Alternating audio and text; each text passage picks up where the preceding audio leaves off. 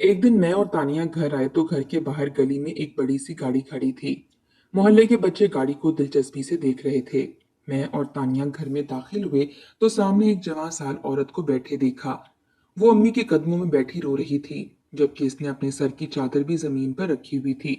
हमें देखकर वो हमारी जानिब मुतवज्जा हो गई और जरा संभल कर बैठ गई। अम्मी ने हम दोनों को अंदर जाने का इशारा किया। हम दोनों अपने कमरे की तरफ बढ़ गए। जाते जाते मैंने एक उचटती सी निगाह उस औरत के सिरापे पर डाली तो मैं उलझ कर रह गई। इसके मेकअप और लिबास से लगता था कि वो किसी अच्छे खासे अमीर घराने से ताल्लुक रखती है। फिर न जाने क्यों वो अम्मी के कदमों में बैठी थी। इसके अलावा भी इंसान की कई मजबूरियां होती होंगी।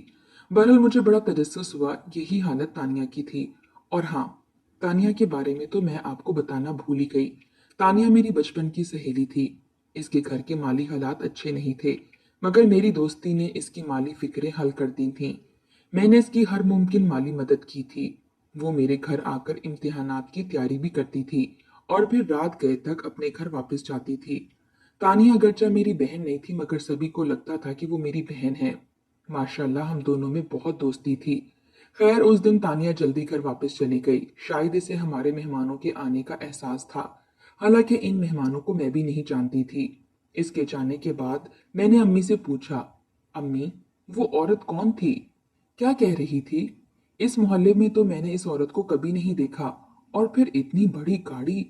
मैंने हैरत से धीरे पाड़ कर अम्मी को देखा तो वो कुछ सोच में पड़ गईं। फिर जैसे कुछ कहते कहते रुक गईं। छोड़ो बेटा, ये तुम्हारे काम की बातें नहीं हैं।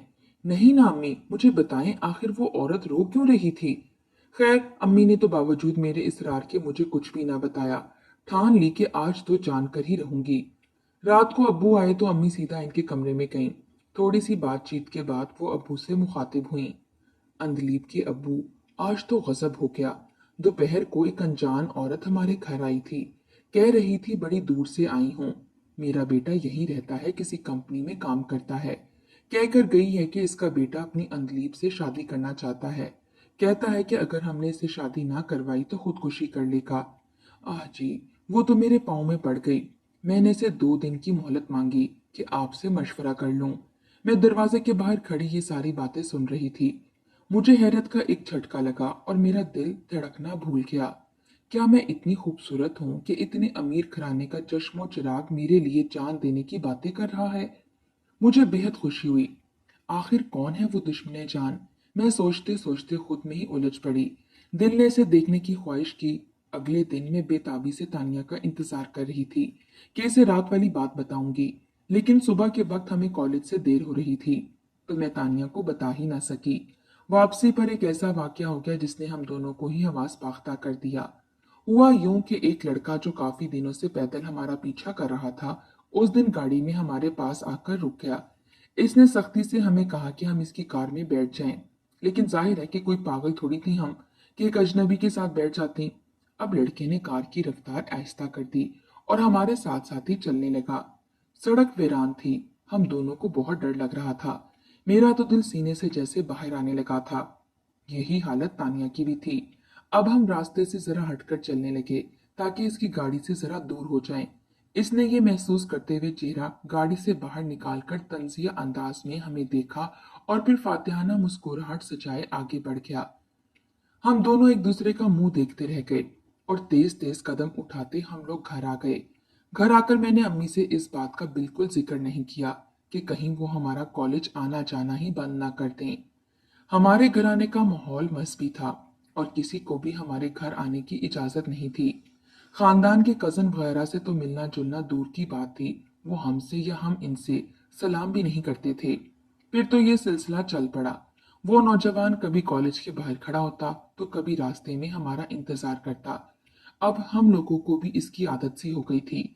वैसे भी न जाने क्यों अब मुझे इसकी मुस्कुराहट भली लगने लगी थी। वो मुस्कुराता तो लगता था कि मुझे भी मुस्कुराना चाहिए, मगर मैं अपने चेहरे पर कोई तासुर न रखती कि वो किसी खुशफहमी में मुब्तला ना हो जाए। हालांकि ये अलग बात थी कि वो मेरे ख्यालों में छा गया था। दिन रात इसका चेहरा मेरे मन में रहता। रात को मैं इसी के बारे में सोचते सोचते सो जाती थी, मगर दिल इसे खोने से डरता था क्योंकि घर में मेरे रिश्ते की बातें हो रही थीं। बज़ाहिर मेरे अम्मी अबू मुझसे ये बात छुपा रहे थे, लेकिन इनके रवैये से लगता था कि वो मुझे ब्याने की तैयारी कर रहे हैं। अम्मी ने तो मुझे हाथ का छाला बनाकर रखा हुआ था। अब्बू भी बार बार मेरी फरमाइशें नोट करते और फिर जो मुंह से निकालती वो ले आते। मैं खूब जानती थी कि ये सब किस लिए हो रहा है। फिर आखिर एक दिन वही हुआ जिसका मुझे डर था। अम्मी ने मुझे अपने कमरे में बुलाया, एक लंबी तमहीद बांधी और फिर मुझसे इस रिश्ते का जिक्र करके मेरी रजामंदी पूछी। मैं अम्मी को क्या जवाब देती? मेरी तो कोई पसंद नहीं थी। उस अजनबी का मैं क्या बताती? अम्मी से क्या कहती कि मुझे गाड़ी वाला वो अजनबी पसंद है जिसकी मुस्कुराहट की मैं दीवानी हूँ। अपना सर झुकाकर रह गई। दिल में अजीब ही मामला चल रहे थे। सोच रही थी कि काश इस अजनबी का कोई अता पता होता तो इससे एक बार बात करके देखती, मगर वो भी अजीब हीरो था, ना बात करता और ना ही कोई नंबर वगैरह देने की कोशिश करता, बस दूर से देखकर मुस्कुराता रहता। बिल आखिर मुझे अम्मी अब्बू के फैसले को मानना पड़ा। अम्मी अब्बू ने मेरे आखिरी पेपर वाले दिन मेरी शादी की तारीख रख दी। लड़के वालों को शादी की जरा जल्दी थी। वाजिद की अम्मी ने अमेरिका जाना था और वो शादी में शिरकत के बगैर जाना नहीं चाहती थी। अब मैं दिल ही दिल में उदास भी थी। दिल चाहता था कि कोई मुआवजा हो जाए और ये रिश्ता खत्म हो जाए। इस नौजवान की रविश में तो कोई फर्क ना आया। सुबह शाम आते जाते मुझे देखकर मुस्कुराता। अब मैं इसकी मुस्कुराहट देखकर कभी कभी उदास हो जाती थी। मैं जानती थी मैं ज्यादा दिन इसे नहीं देख सकूंगी। जी चाहता था वो मुस्कुराता रहे और मैं इसे देखती जाऊं, मगर अब क्या फायदा, मैं किसी और से मंसूब कर दी गई थी। खैर महीने के बाद मेरी शादी हो गई। मुझे वाजिद के साथ रुखसत कर दिया गया। मेरे लिए वाजिद एक अनदेखा इंसान था। मुझे दुख भी था कि जिस शख्स को मैंने चाहा वो मुझे ना मिला, और जो मुझे चाहता है मैंने इसे एक बार भी नहीं देखा। शायद देखा होता तो गाड़ी वाले नौजवान को दिल ना देती, लेकिन अब मैंने तहैया कर लिया कि अपनी नई जिंदगी को सच्चे दिल से निभाऊंगी। मैं लाल जोड़े पहने खुशबू में महके कमरे में बैठी थी। मेरी स्मातें वाजिद के कदमों की आहट पर लगी हुई थी। थोड़ी देर के बाद वो कमरे में आए तो मेरे दिल की धड़कनें बेतरतीब होने लगीं। हालांकि मेरी ये शादी मेरी पसंद की तो नहीं थी, मगर फिर भी घबराहट लाजमी थी। वाजिद ने मेरा घूंघट पलटा, हमारी निगाहें चार हुईं, तो हम दोनों अपनी अपनी जगह साकित हो गए। मेरी तो खुशी की इंतहा न रही। वाजिद वही इंसान था जो कॉलेज में मेरा पीछा करता था। मैंने भी इसे ही चाहा था, इसी से मोहब्बत की थी, मगर मुझे देखकर वाजिद के चेहरे का रंग जट पड़ गया। शायद इसे खुशी नहीं हुई थी। इसके चेहरे के तासुरात ऐसे थे कि मेरे दिल में कुछ खटका सा हुआ। मेरा घूंघट इसने वापस रख दिया और बच्चों की तरह जमीन पर बैठकर फूट फूट कर रोने लगा। मैंने अपनी जिंदगी में पहली बार किसी मर्द को रोते हुए देखा था। मुझे हैरत हो रही थी कि क्या मैं इतनी बदसूरत हूँ। वो मुझे देखकर रो पड़ा। मैं अपने ही ख्यालों में उलझी हुई थी कि थोड़ी देर बाद वो कमरे से बाहर निकल गया। मेरे दिल में डर ये था कि न जाने अब क्या होगा। तकरीबन 20 मिनट के बाद वो वापस आया। इसके चेहरे पर शुमाल से जनूब तक मुस्कुराहट फैली हुई थी। मुझे अब और हैरत हुई कि ये तो शायद कोई नफ्सियाती मरीज है जो एक पल में हंसता है और थोड़ी देर बाद रोने लगता है। अब वो यूं लग रहा था जैसे हमारे बीच कुछ हुआ ही ना हो। इसने मुस्कुराते हुए मुझे दूध का गिलास पेश किया। इसकी मुस्कुराहट में कुछ ऐसा था कि मुझे कॉलेज वाले दिनों की याद आ गई। मैंने दूध का गिलास घटाघट पी लिया, हालांकि मुझे दूध पसंद नहीं था। थोड़ी देर तक हम बातें करते रहे और फिर मुझे गहरी नींद आ गई और मैं सो गई। सुबह उठी तो मैं बहुत फ्रेश महसूस कर रही थी। खिलाफ तवक्का वाजिद ने मेरे लिए नाश्ता बनाया। वो कह रहा था कि इसकी वालदा घर में नहीं है क्योंकि वो बैरून मुल्क ही रहते हैं और एक तंजीम से वाबस्ता हैं। सो इसने खुद ही मेरे लिए नाश्ता बनाया क्योंकि वो नहीं चाहता था कि मेरी नई नवेली दुल्हन किचन में जाए। इसके बकौल वो बहुत अमीर खानदान का चश्मो चिराग था। अम्मी अब्बा ने इसकी शराफत और बेनियाजी देखकर छान पटक भी नहीं की थी, मगर मुझे तो कुछ और ही लग रहा था। घर यूं था जैसे कभी किसी इंसान ने यहाँ कदम ही ना रखा हो। इस्तेमाल की हर चीज रंग बिरंगी थी और घर में सफाई भी खास नहीं थी। जनाना कपड़े तो दूर की बात, साबुन और शैम्पू भी वॉशरूम में नहीं था। बहरहाल मैं अपने इस पुरअसरार और महबूब शौहर के साथ भी खुश थी क्योंकि वो मेरा मनचाहा शख्स था। मुझे और क्या चाहिए था, मैं इसकी एक झलक देखने को तरसती थी। अब सुबह शाम मेरी निगाहों के सामने रहता था, लेकिन अब एक अजीब सी बात होने लगी थी। वाजिद रोज कभी मुझे सोने से पहले जूस देता और कभी दूध का गिलास दे देता और मैं ऐसे बेहोश हो जाती जैसे मैंने कोई नशा पी लिया हो। आहिस्ता आहिस्ता मुझे इसके बनाए हुए जूस की आदत हो गई। वो मेरे सामने ही बनाता था, कोई शक वाली बात नहीं थी। खैर मुझे तो नींद से मतलब था, जब नींद आ जाती और मैं सो जाती। कुछ दिन ऐसा ही चलता रहा। वाजिद ने मेरी जिंदगी में प्यार की बरसात कर दी। मैं भी खुशी से निहाल थी। हम दोनों की मैं तस्वीरें बनाती और फिर अपनी सहेलियों को व्हाट्सएप पर भेज देती। मैंने अपनी सारी सहेलियों को शादी की तस्वीरें भी भेजी, क्योंकि इनमें से ज्यादातर सहेलियां मेरी शादी में नहीं आई थीं। और सबा को तो अगले दिन भी पेपर था, सो वो बिल्कुल जरा सी देर के लिए आई थी। दरअसल शादी उजरत में हुई थी, क्योंकि वाजिद की अम्मी को वापस अमेरिका जाना था। बहरहाल कुछ भी था, मैं अपनी शादी से खुश थी। बस एक बात मुझे तंग कर रही थी। जब मैं सुबह जागती तो मेरा फोन मेरे पास होने की बजाय कभी किचन से मिलता और कभी टेबल पर पड़ा होता, और फोन की बैटरी भी अक्सर डाउन होती थी। मुझे उठकर फोन चार्ज करना पड़ता। इसके अलावा मेरी ज्यादातर सहेलियों की चैट डिलीट हुई होती। मैंने इस बात पर ध्यान नहीं दिया। मियाँ बीवी के दरमियान एतबार ना हो तो वो रिश्ता किस काम का। मैंने अपने शौहर को इस बात से आगाह नहीं किया। वो भी मुझ पर यकीन करते थे और मुझे तो इन पर अंधा भरोसा था। एक दिन मैं सुबह जागी तो मुझे सबा का मैसेज आया हुआ था। इसने कहा था कि अब बस भी करो। तुम तो ऐसे बात कर रही हो जैसे मुझे कभी देखा ही ना हो। मुझे बड़ा अजीब लगा। मैंने दोबारा मैसेज किया, क्या मतलब सबा? थोड़ी देर बाद ही इसका जवाब आ गया, अरे मतलब ये कि मैं रोज तुम्हें तस्वीरें भेजती हूँ और तुम हो कि रोजाना मुझसे नई तस्वीरें मांगती हो। इतना ही प्यार है तो आकर मिल जाओ ना मुझसे। रोज रोज तस्वीरें क्यों मांगती हो, वो भी रात के उस वक्त जब सब सो चुके होते हैं। अरे माना कि तुम्हें मुझसे बहुत प्यार है, मगर अब तुम्हें मुझसे नहीं बल्कि अपने शौहर से दिल लगाना चाहिए। सबा का खिलखिलाता हुआ वॉइस मैसेज मुझे हैरान कर गया। मैं तो सबा से कोई तस्वीरें नहीं मांगती थी। फिर मेरे शौहर को क्या पड़ी थी कि मेरी सहेलियों से बात करके इनसे तस्वीरें मांगता। मुझे यह बात बहुत बुरी लगी। आज मैंने दिल में ठान ली कि एक बार वाजिद घर आ जाए तो मैं इसकी खूब क्लास लूंगी और पूछूंगी कि आखिर तुम्हें क्या पड़ी थी जो मेरी सहेलियों को मैसेज करके इनसे तस्वीरें मांग रहे थे। फिर सोचा पहले जाकर सबा से मिलाऊं। मैंने जल्दी जल्दी सारे घर के काम निपटाए और तकरीबन 12 बजे घर से निकल गई। वाजिद वैसे भी रात को लेट आते थे, सो मुझे फिक्र नहीं थी। रात का खाना वैसे भी मैंने घर आकर ही पकाना था। खैर मैं सबा के घर गई तो वो वहां नहीं थी। मैंने इसकी अम्मी से पूछा तो बोली, अरे बेटा, वो तो सुबह से तुम्हारे घर गई है। मैं तो समझी थी कि तुम कोई चीज लेने आई हो। आंटी ने कहा तो मुझे सख्त हैरत हुई। मैं उल्टे कदमों अपने घर वापस लौटी। घर पहुंचकर देखा तो सबा वहां नहीं थी। मैं दोबारा आंटी के घर गई और इनसे कहा, आंटी आप क्या बात कर रही हैं?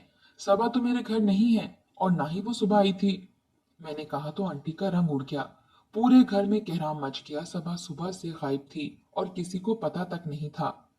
शाम को वाजिद भी जल्द घर आ गए। मेरी परेशानी जानकर वो भी परेशान हुए, मगर न जाने क्यों मुझे शक हुआ कि दिल ही दिल में वो मेरी परेशानी पर खुश हो रहे हैं।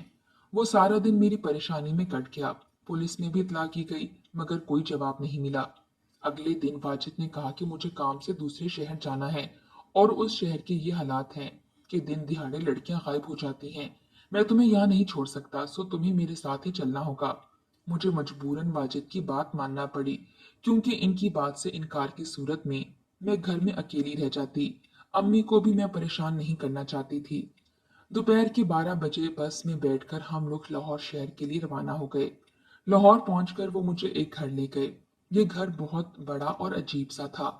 सब दरवाजों पर ताले पड़े हुए थे। वाजिद मुझे एक कमरे में छोड़कर चले गए, जहां बेड पर एक औरत पड़ी थी, जबकि इसकी दबी दबी सिसकियां कमरे में गूंज रही थीं। मैंने इसके मुंह से चादर हटाकर देखा तो मेरी चीख निकलते निकलते रह गई। वो सबा थी, जो घर से 3 दिन से गायब थी। सबा मुझसे लिपट कर रोने लगी। इसने बताया कि वाजिद ने इसे यहाँ 3 दिन से कैद कर रखा था और अब वो इसे तरह तरह की धमकियां दे रहा था। वो इससे निकाह को मजबूर कर रहा था। थोड़ी देर के बाद वाजिद वापस आ गया। इसके चेहरे पर शर्मिंदगी नहीं बल्कि इत्मीनान ही इत्मीनान था। इसने मुझे खोलते हुए कहा, पसंद तो मुझे सबा थी, तुम न जाने कैसे मेरी दुल्हन बन गई। अब इसे कहो कि मुझसे निकाह कर ले, वरना मैं इसकी भी जान ले लूंगा और खुद को भी खत्म कर डालूंगा। उन्होंने जनूनी अंदाज में कहा तो हम दोनों डर गईं। या खुदाया, कितनी बड़ी भूल हो गई थी हमारे माँ बाप से। मेरे सपनों का मीनार तो एक पल में जमीन बोस हो गया। अब समझ में आई कि मेरे शौहर मौसूफ रात को मेरे फोन पर क्या करते थे। अब सब कुछ सर के ऊपर से गुजर चुका था। ये तो मेरे माँ बाप की गलती थी, जिन्होंने बिना छानबीन के ही मेरा रिश्ता कर दिया। सिर्फ लड़के की अमारत देखी, जबकि शादी के लिए हस्ब नस्ब देखना चाहिए था। खुदा जाने वो औरत कौन थी जो वाजिद का रिश्ता लेकर हमारे घर आई थी। शायद वाजिद ने हमारा पीछा किया था। सबा मेरे ही घर में रहती थी। जब ही इसे गलत फहमी हुई थी। इसने मेरा रिश्ता मांगा और फिर सुहागरात वाले दिन जब मुझे दुल्हन बना देखा तो तब मालूम हुआ कि मैं सबा नहीं बल्कि कोई और लड़की हूँ। सबा से मेरे शौहर की मोहब्बत दीवानगी की हद तक थी। मैंने आज तक किसी शख्स को मोहब्बत में इतना पागल नहीं देखा जितना वाजिद मेरी सहेली के लिए था। मेरा दिल खून के आंसू रो रहा था। जी चाहता था कि अपने माँ बाप को सब कुछ बता दूं, मगर इस सूरत में भी इनके कमजोर दिलों को ही झटका लगता। वो मायूस होते और क्या पता जिंदगी से मुंह मोड़ लेते। दिन रात वाजिद सबा को मजबूर करता रहा कि सबा इससे निकाह कर ले, वरना या तो वो अपनी जान दे देगा या इसकी ले लेगा। बिल आखिर सबा को मजबूरन इस फैसले को मानना ही पड़ा। इसके सिवा मेरे पास भी कोई चारा नहीं था। मैं अपने शौहर की फितरत से अच्छी तरह वाकिफ थी। वाजिद नुकसान करने से नहीं डरता था और ना ही इसे किसी चीज के खोने का खौफ था। बिल आखिर एक दिन वो आ गया जो मैंने सोचा भी नहीं था। सबा मेरी रजा से मेरी सौतन बन गई और हम एक ही घर में रहने लगे। इसके बाद हालात क्या हुए ये एक लंबी कहानी है। हमारे माँ बाप को नॉर्मल होते हुए एक अरसा लग गया। आज मैं और सबा एक ही घर में रहते हैं। जिंदगी के 15 साल बीत गए। अब एहसास होता है कि वाजिद इतना भी बुरा नहीं था जितना हम इसे समझते थे। वो हम दोनों का दिल से ख्याल रखता। हालांकि इसकी मोहब्बत सबा है, मैं नहीं हूँ, मगर फिर भी वो कई पढ़े लिखों और कई मोहब्बत करने वालों से बेहतर है। मुझे इसने कभी दुख नहीं दिया। हाँ, दिल में एक अजीब सी कसक है जो शायद उम्र भर मेरे दिल में रहेगी।